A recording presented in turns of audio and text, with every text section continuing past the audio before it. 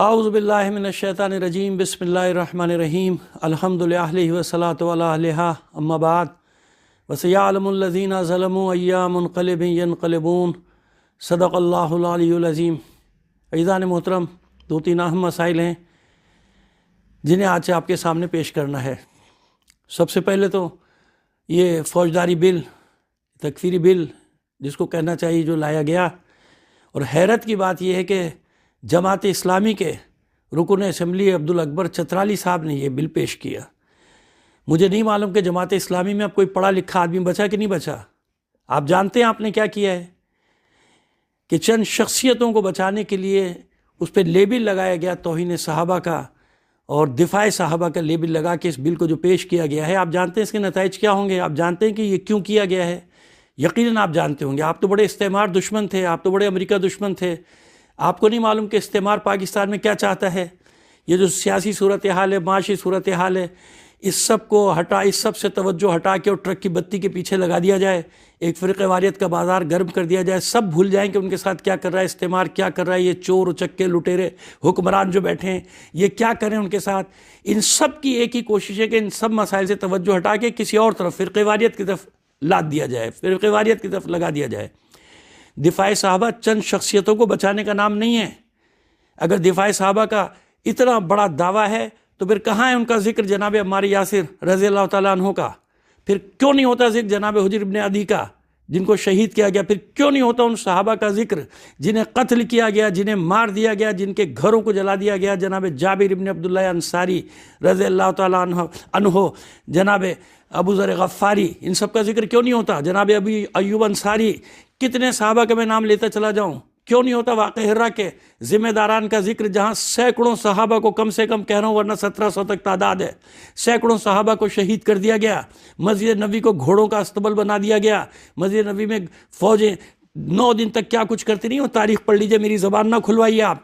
ہزاروں تابعین کا قتل عام کیا گیا، ان کی خواتین کی، مدینے کی خواتین کی بے حرمتی کی گئی، یہ سب کہاں؟ اس کا دفاع کرنے والا کوئی نہیں ہے۔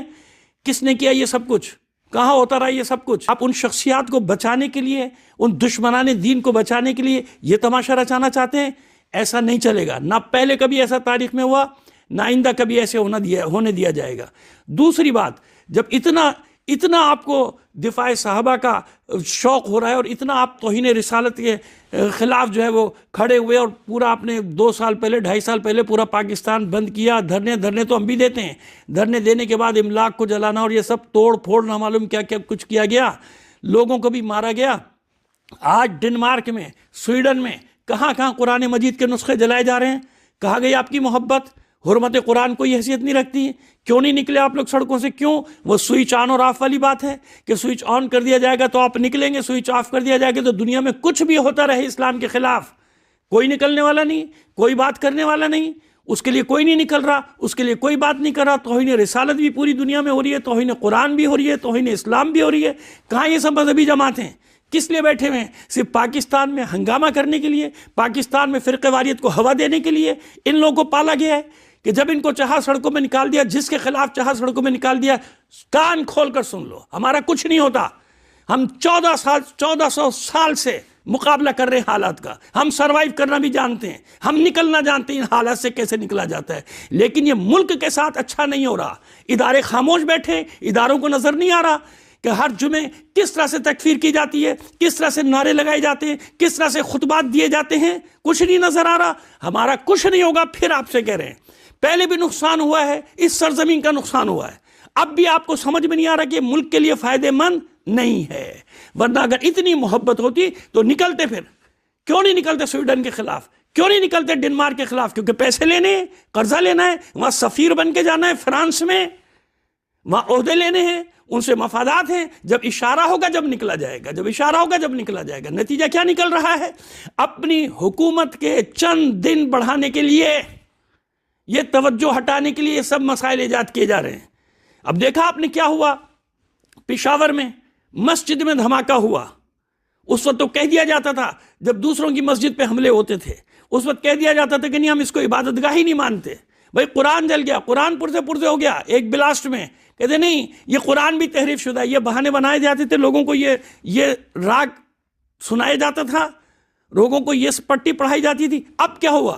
یہ پولیس لائن کی مسجد میں صرف 80-90 افراد شہید نہیں ہوئے، سینکڑوں سپارے اور قرآن پرزہ پرزہ ہو گئے، جل گئے، بکھر گئے. کسی کو یاد نہیں آئی حرمت قرآن؟ کوئی نہیں نکل رہا اس کے لیے. یہ سب نہیں چلے گا، ایسے نہیں ہوتا، اس طرح سے نہیں ہوتا. ایسے ملک نہیں چلتے کہ اپنے اقتدار کے لیے، اپنے دن اقتدار کے بڑھانے کے لیے قوم کو ان مسائل میں الجھا دیا جائے کہ اب الیکشن ملتوی ہو جائے گا. صاحب اب جو ہے نا وہ حالات اچھے نہیں ہیں، تو یہ حالات خراب کون کر رہا ہے؟ کون؟ یہ کوئی نہ کوئی تو فیسیلیٹر تھے نا جو لے کر آئے ان کو، کوئی نہ کوئی تو سہولت کار تھے ان کے، کوئی نہ کوئی تو سہولت کار ہوں گے. سہولت کار کہاں ہیں؟ سہولت کار اندر بیٹھے ہیں. یہ 40-45 سال میں جو کچھ کیا گیا ہے وہ سہولت کار سب بیٹھے ہوئے ہیں اندر، وہ سہولت کار یہ سب کام کرا رہے ہیں، اداروں میں بیٹھے ہوئے ہیں. مخالفین کو پکڑنا ہو کیا کچھ کیا جاتا ہے ان کے ساتھ.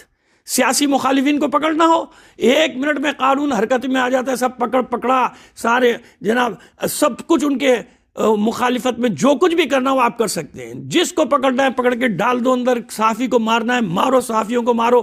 چینل بند کرنے ہیں چینل بند کرو. جس سیاستدان کو، اس وقت کوئی آئین قانون نہیں ہوتا. مارشاء اللہ سے بدترین دور میں جی رہے ہیں ہم. مارشاء اللہ سے بدترین دور ہے اس وقت. مارشاء اللہ کے دور میں وہ کچھ نہیں ہوا جو آج ہو رہا ہے لوگوں کے ساتھ، جو آج کیا جا رہا ہے. دہشت گرد آزاد، دہشت گرد ہر روز عدالتوں سے بری ہو رہے ہیں، پھر بری ہونے کے بعد پھر وہ وہی کام کرتے ہیں جو وہ پہلے دن کہہ رہے تھے. ان کے لیے ساری فیسلٹیز ہیں، ان کو فیسیلیٹ کیا جا رہا ہے، وہ ہر جگہ سے بری ہو جاتے ہیں. سزائیں کس کے لیے ہیں؟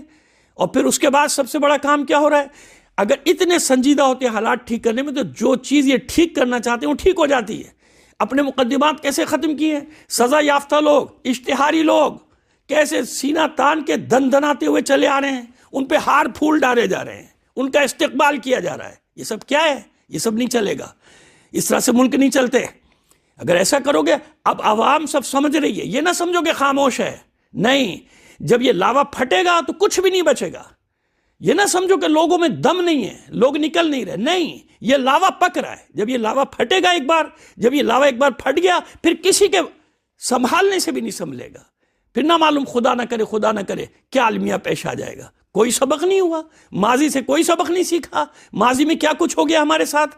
اب بھی وہی امریکہ کی غلامی، اب بھی وہی برطانیہ کی غلامی، اب بھی وہی سامراج کی غلامی، اب بھی وہی ہمارے فیصلے کریں گے. ہم اپنا کوئی فیصلہ نہیں کر سکتے، اتنے آزاد بھی نہیں ہیں. نہ داخلہ پالیسی نہ خارجہ پالیسی. کاسا لے کے کشکول لے کے پھر رہے ہیں پوری دنیا میں. عوام کو تو پھر بھی کچھ نہیں مل رہا. جو آئے گا تمہارے پاس ہی جائے گا. سیلاب کا امدادی سامان جو دنیا نے بھیجا وہ بھی بازاروں میں بک رہا ہے. لوگوں کو پاگل سمجھتے ہو، لوگوں کو بیوقوف سمجھتے ہو. یہ کرپٹ ٹولہ یہ ہم پر مسلط ہو گیا.